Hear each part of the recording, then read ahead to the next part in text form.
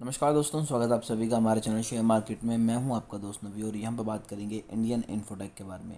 No doubt अभी stock में वापस से तेज़ी आ रही है क्योंकि क्वार्टर 3 में कंपनी ने बहुत अच्छा परफॉर्म करके बताया था, हर चीज़ इंक्रीज़ हुई थी।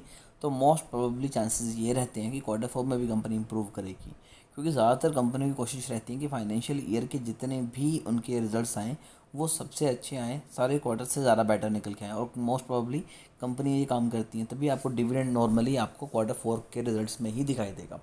आज तकरीबन 2% की तेज़ी स्टॉक में है और पिछले 5 दिनों में 16% की तेज़ी, एक मंथ में 11% के नेगेटिव रिटर्न, 6 मंथ की बात की जाए तो 6% के नेगेटिव रिटर्न है। पिछले एक साल में स्टॉक ने आपको तकरीबन तकरीबन 30% के अराउंड पॉजिटिव रिटर्न निकाल के दिए हैं। और मैक्स चार्ट अभी भी यहाँ पर अगर देखें तो स्टॉक का रेड में, जो कि एक क्लियर इंडिकेट कर रहा है कि यहाँ पर आपको बड़ी इन्वेस्टमेंट नहीं करनी, बट हल्की फुल्की इन्वेस्टमेंट डेफिनेटली कर सकते हैं।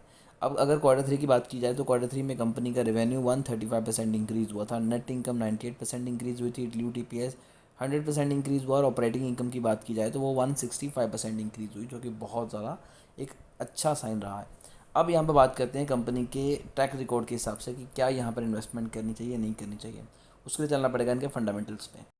तो अगर हम यहाँ पे चार्ट्स पे नज़र डालें तो आपको एक चीज़ क्लियर हो जाएगी कि अब वापस से स्टॉक में तेज़ी आनी शुरू हो गई और वॉल्यूम, जो पहले वॉल्यूम था स्टॉक जब ट्रेड करने लग पड़ा था 3-4 रुपये के ऊपर, वैसा ही वॉल्यूम अभी भी हमें स्टॉक्स में दिखाई दे रहा है और स्टॉक अब वापस से टच करने वाला है 50 डे मूविंग एवरेज के पास।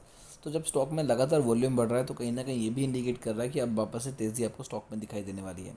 अगर प्रॉफिट एंड लॉस की बात की जाए तो कंपनी पिछले कुछ टाइम में पहले लॉस में थी और इससे पहले कंपनी 5 करोड़ के लॉस और 11 करोड़ के लॉस में भी गई, लेकिन अब वापस से कंपनी प्रॉफिट में आ चुकी है और 5 करोड़ 65 लाख अराउंड कंपनी कमा के बता रही है, जो कि बहुत अच्छा साइन है।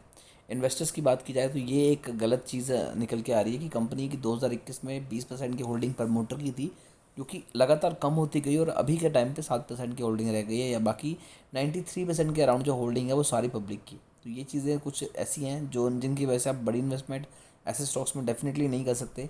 लास्ट क्वार्टर में भी प्रमोटर होल्डिंग में 1% की गिरावट आई थी, बट स्टिल थोड़ा बहुत रिस्क इस स्टॉक पे लिया जा सकता है। बड़ी इन्वेस्टमेंट नहीं, बट हल्की फुल्की इन्वेस्टमेंट डेफिनेटली यहाँ पर करनी चाहिए। फिर भी शेयर को लेकर अगर आपकी कोई भी क्वेरी है तो कमेंट कीजिए, हमारी कोशिश होगी कि आपको अच्छी एडवाइस दें।